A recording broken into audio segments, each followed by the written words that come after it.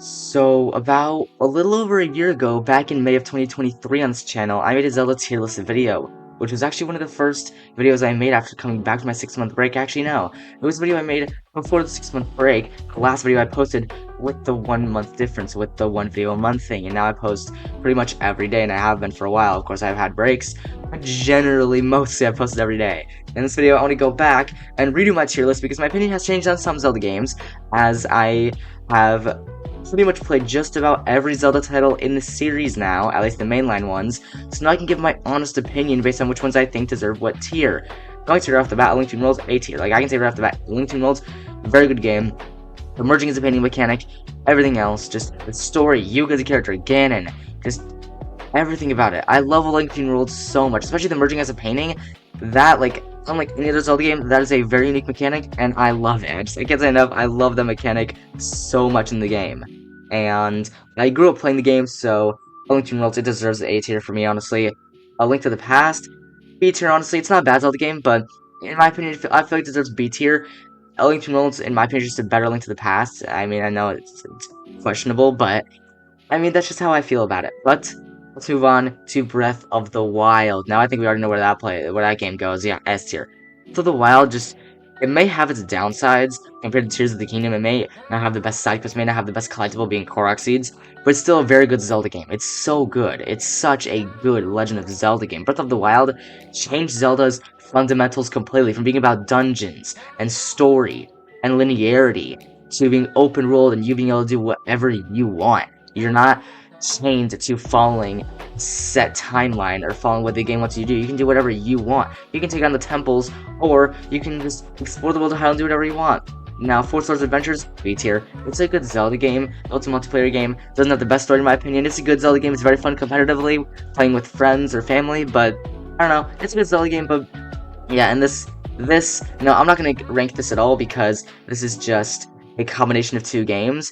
As I'm gonna be ranking I already ranked Four Swords Adventures here, so I already ranked it on its own. I'm not gonna be ranking this. Actually, I guess I could. It's a good GBA port of these two games. It's a good port. I mean, I've played the games myself. I never got to play Four Swords, but I guess I'll put it C tier. I mean, like the Past is a good Zelda game. It's a nice little port for those who didn't have an SNES or SNES to play Link to the Past and Four Swords. It's a nice little port, but it's okay. And Link's Awakening DX. Now I want to rank this based off the Link's Awakening remake on Nintendo Switch from 2019. Such a damn good game. Like, Link's Awakening, such a good Zelda game. Like, the temples, the story, you being on an island that's pretty much imaginary. It's a really good game. Like, this game, it's honestly really good, and I love it for what it is. I really love it. Link's Awakening is a good Zelda game. It's a lot different from others because of the whole island of Koholint and everything, and the imaginariness of it, and the feel of it being like a dream realm. It's unlike any other. Now, Majora's Mask. Majora's Mask. I think you guys know. And Ocarina of Time. Both these games, they deserve A tier. Both these games are such good Zelda games. They're so good. So good. Like Majora's Mask, it is the darkest Zelda title in the series for a reason. The dark story, the aesthetic. I mean, in terms of aesthetic, Twilight Princess is the darkest Zelda game. Twilight Princess is definitely the darkest. But Majora's Mask, the story is so dark, it has that unique feel. It's creepy, but I love it. Majora's Mask is an incredibly good Zelda game. Of course, I will be OPing it. After the 3-hour run series for Ocarina of Time is finished, I'll be OPing Majora's Mask 3D on the channel. It'll be through an interesting challenge run. It will not be 100%. But instead of doing 100% playthroughs for every Zelda game, I want to make some things different. Maybe I'll 100% Majora's Mask in the future on the channel. I plan to. Maybe we'll see. Maybe 100% in the future. But it's a different game. I want to give it that special kind of challenge run for it. I'm 100% Zelda games on the channel, but you know, instead of just doing 100% playthroughs, I think I also want to do a challenge run for it, so we'll be doing that. But both Oracle Zelda titles, honestly, Ages is better. I'll put this on B tier. Oracle Seasons also B tier. I'll put it below Ages though. They're both good Zelda games, arguably, but I just feel like they're both good games, but just one's better than the other. Oracle of Ages being able to travel through time and resolve puzzles, do temples, all of that. It's just generally a better Zelda title. And then Oracle of Seasons, it's nice being able to change the season in order to solve puzzles and take on dungeons that way as well, in order to enter dungeons, exit them, and even exit out of them just to re-enter another portion. It's cool. I like these Zelda games. The Oracle games are very underrated, very good. I have them on my 3DS, back, like, there. So, yeah, just pretty much back here, underneath, like, my nightstand, right there. Yeah, you can see back there, maybe, I don't know.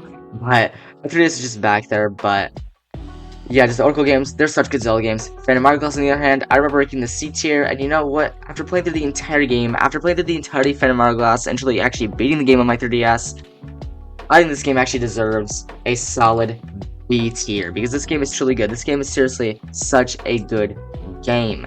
It is better than you would think. I mean, yes, it has Temple of the Ocean King, it has its downsides with it. The Temple of the Ocean King may not be the greatest area, but you know, it's okay. The Phantom Hourglass is seriously such a good Zelda title, and I love it for what it is. Temple of the Ocean King may not be the best, but it holds up. It is a good Zelda game. Now, Skyward Sword, I've actually been recording this recently. I recorded it today, actually. Recorded an additional episode. Skyward Sword, it's A tier. The story is great, and just... the story is amazing. The characters, the final boss, everything. Such a good game. Skyward Sword, especially the HD remaster, such a good Zelda game. I love this game. I don't care about the motion controls. I don't care about the downsides. It is a great Zelda game, and it deserves A tier. It's so good. The Zelda game, it's incredible. It's an amazing Zelda game. Now moving on to the next Zelda game on this list, one that I actually recently played that I 100%ed on my 3DS, Spirit Tracks, similar to Phantom Hourglass. Spirit Tracks, oh, you already know. Spirit Tracks, it's so good. Spirit Tracks is such a good Zelda game. Honestly, I am tempted to put Spirit Tracks at S tier, but I'm gonna leave it at A tier. I'm tempted to put it at S tier, but I'm leaving it at A tier. Spirit Tracks is so good. Such a good game. Just, oh my god. The traveling being better than Phantom Hourglass, the Tower of Spirits being so miles better than Temple of the Ocean King, with you not having to backtrack through rooms, but being able to progress every time you progress throughout the game and get a power gem, being able to progress each floor higher and higher, not having to backtrack through previous rooms just to progress. It's so nice. The Tower of Spirits is so enhanced compared to Phantom Hourglass. Spirit Tracks, such a good Zelda game. I'm actually replaying through it right now with a 3-hour run on my own. I'm not doing it on the channel, but on my own, I'm doing a 3-hour run. I plan to do a 3-hour run for many Zelda games. I don't know if I'll do it for every game, but I plan to do 3-hour runs for a variety of Zelda titles. Next is going to be a Link Between Worlds after Ocarina of Time, but moving on to Tears of the Kingdom. I think we know where this stands. Honestly, I'm tempted to put it, in front of Breath of the Wild, and I think I will. But seriously, such a good game. Tears of the Kingdom, such a good Zelda game. It's so good. It just, yeah, I love it. Tears of the Kingdom, its story may not be the best, but exploration, temples being semi-back, and just everything about the Skylands, the depths, everything. It's so good. I've explored the entirety of the depths. I've already done all of that. So, I'd like to think I've 100% of the game. I'm still working on doing side quests in Tears of the Kingdom, but such a good game. I love it. It's just Tears of the Kingdom. It may have its downsides, but again, it is such a good Zelda game. Tears of the Kingdom, it blows out of the park, honestly. It's miles better. But, Minish Cap. Playing a lot of Zelda games in A tier, but they deserve it, guys. They deserve it for a reason. Facecam's almost covering it, so you know, I'll move it down. I'll move Facecam down to here, because, yeah. I'm gonna move it down only because, there's only gonna be, like, one Zelda game in F tier. Besides that, all the others are pretty high in tier, but, yeah, Minish Cap, it's such a good game. The Minish Cap ability being able to turn into a Minish, and just, it's such a damn good game, and it's so good. Like, Minish Cap is so good by its own words. I could say so much, but I won't make this video crazy long, but trying to explain why I love it so much. Minish Cap is just such a good Zelda title. With the puzzles, especially being able to turn into a Minish, being able to turn tiny, it's adorable. I love it. It's so cool. Minish Cap is like one of, if not the best, 2D Zelda game. And you know what? Let me just make it fair. Let me just move this bad boy all the way up. So there you go. And yeah, Link to the Past. You know what? I'm gonna make things a little spicy. I think, in my personal opinion, the Phantom Hourglass is better than these games. I like Link to the Past. These games are better, and honestly, Link to the Past, you can be there. I like Link to the Past, but I just think other games are better than that. Now, Wind Waker. Oh, Wind Waker, I already know. Wind Waker, you know what? No, Wind Waker, such a good Zelda game. So damn good. Wind Waker is amazing. Chilling Sea is just temples, story, everything. Wind Waker, we can all agree that Wind Waker is an incredible Zelda game. It is so good. It's such a good Zelda game. But Triforce Heroes, C tier, it's not the best. Triforce Heroes, it's a good title, but in order to truly have fun with it and have a good experience, you need to play multiplayer. Playing it single player, it can be fun, but it's just not that great, to be honest. Now, Twilight Princess, it's A tier. Original Legend of Zelda, D tier. Now Zelda 2, F tier. Zelda 2 is absolutely the worst Zelda game in the series. Twilight Princess, it is a good Zelda title. I love it. I beat it. No, actually no, I haven't beaten it. I like to think I've beaten it, though I haven't yet. I've played through like the first 2 temples. I still plan doing the 100% blind LP. I've been playing through the whole game. I only went through like the first 2 temples, being the Forest Temple and the Goron Mines. I don't know what the other temples in the game are, or what I gotta do for the other temples in other areas. But I guess we'll find that out when I do a blind playthrough for Twilight Princess in the future on the channel on the Wii U. Because I haven't beaten the game.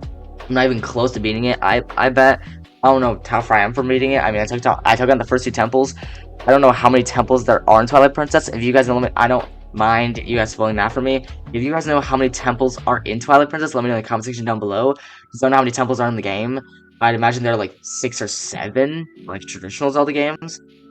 But I don't know for sure. I played through 2, but I'm leaving the rest of the game for the blind LP. Hope you all enjoyed this video, though. I just wanted to make this tier list again, revise it, because I played through just about every Zelda game on this list now.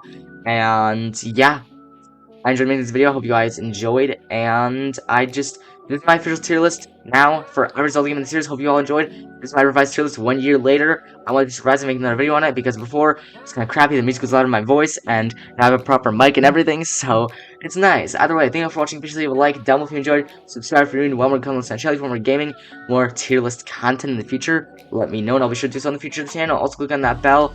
Turn on your post notifications by clicking on all so that you are notified of this video, so that you don't miss my content. Hope you all enjoyed. See you next time in another video. That was my tier list for every Zelda game in the series. And yeah, now I actually ranked every Zelda title. Hope you all enjoyed. I'll see you all next time in another video. Hope you all enjoyed. See you all later. Peace out.